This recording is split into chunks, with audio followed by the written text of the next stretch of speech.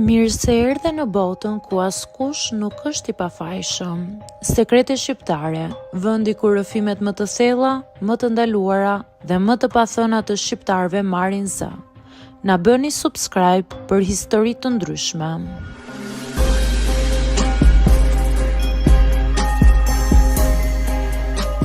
Punoja çdo ditë pa pushim dhe prap isha e varfër. Kjo është një fjali që më rrite në kokë sa erzjohesha para agimit, kur dritarja ime ende ishte mbuluar nga errësira dhe ora e murit më dukej sikur tallej me mua. Unë quhem Vanessa dhe kjo është historia ime e rrëfyer nga brenda, nga një vajzë që mësoi herët se puna e fortë nuk të shpëtojnë gjithmonë nga varfëria, por mund të shpëtojë shpirtin. Unë jam rritur në një lagje ku shtëpitë ishin të ngjeshura, rrugica të ngushta dhe ëndrat më të mëdha se xhepat tanë. Nëna ime më thoshte shpesh se dinjiteti nuk blihet me para, por unë si çdo vajzë e re, doja edhe dinjitetin, por edhe bukën e përditshme. Babai im u sëmur herët dhe bara ra mbi mua. Nuk u ankova, por mësova të ngrihem erët, të vesh këpucët e vjetra, të lidh flokët me lidhse dhe të dal në rrugët me shpresën se do të ishte pak më ndryshe. Punoja në 2 vende. Në mëngjes pastroja një lokal të vogël pranë stacionit autobusëve. Aroma e kafesë së lirë dhe tymi i duhanit më ngjiteshin në rroba. Në mesditë vrapoja drejt një dyqani rrobash ku rregulloja rafte, ndihmoja klientët dhe buzëqeshja, edhe kur barku më kërciste nga uria. Në mbrëmje kthehesha në shtëpi e lodhur me duart që më dridheshin, por me mendjen plot llogari. Qera, drita, ilaçe, dhe megjithatë në fund të muajit numrat nuk dilnin kurrë. Punoja çdo ditë pa pushim dhe prap isha e varfër. Jo vetëm pa para, por edhe pa kohë. Koha për mua ishte luks, ishte një tjetër lloj luksi. Të ulesha të lexoja një libër ishte e paritshme.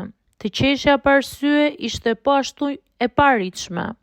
Shpesh pyesja veten nëse jeta do të ma falte ndonjëherë diçka pa ma kërkuar 2 fish. Një ditë, ndërsa fshija dysheme në lokalit, pash një vajzë të moshës sime që po shkruante në një fletore. Ajo pinte kafe ngadalë sikur koha i përkiste vetëm asaj. E shikoja fshehurazi dhe mendova se si do të ishte jeta ime nëse unë nuk do të kisha një mëngjes pa nxitim. Kur ajo u largua, la mbi tavolinë një copë letre. E mora për ta hedhur, por syt më kapën një fjali. Shkruaj për atë që të dhëm. Dhimbja bëhet dritë kur i jep fjalë.